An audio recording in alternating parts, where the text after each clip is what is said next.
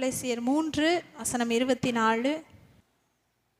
எதை செய்தாலும் அதை மனுஷருக்கென்று செய்யாமல் கர்த்தருக்கென்றே மனப்பூர்வமாய் செய்யுங்கள்.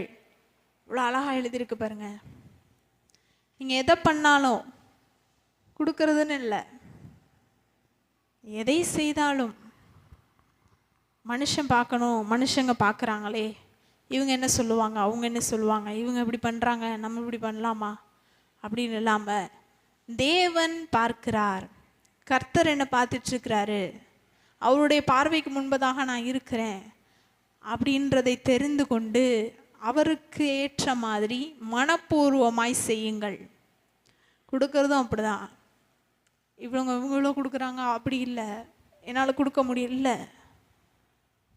கர்த்தருக்கென்று கர்த்தர் பார்த்து கொண்டு இருக்கிறார், அவருக்கு என்னோட சூழ்நிலை தெரியும்னு அவருக்கு தெரிந்த மாதிரி அவருக்கு ஏற்றது போல மனப்பூர்வமாய் கொடுங்கள். அப்படியே 23வது வசனத்தை வாசிங்கன்னா தெரியும்.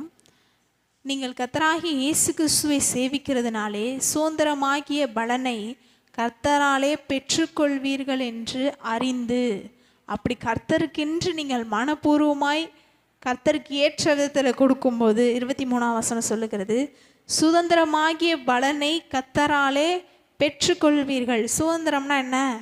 வாரிசு. நமக்கு அடுத்து, உங்களுக்கு அடுத்து உங்கள் பிள்ளைங்களுக்கு தான் உங்கள் சொத்து, உங்களுடைய பேர் புகழ் எல்லாவற்றுமே போகும்.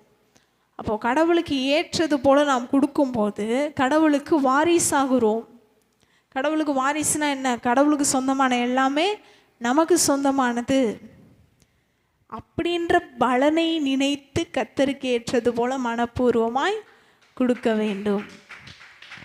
மனுஷங்களுக்கு இல்லை, மனுஷன் என்ன நினைப்பான், சொந்தக்காரங்க என்ன நினைப்பாங்க, சுற்றி இருக்கிறவங்க என்ன நினைப்பாங்க, கூட வேலை பார்க்குறவங்க என்ன நினைப்பாங்கன்ற இல்லாமல் கர்த்தருக்கு ஏற்றது போல மனப்பூர்வமாய் நாம் கொடுக்க ஆரம்பிக்கும் போது கர்த்தருக்கு வாரிசாகிறோம், கர்த்தருடைய பங்களை சுதந்திரவாளியாகிறோம், கர்த்தருக்கு இடத்திலிருந்து பெற்றுக்கொள்வோம். ஆமென்.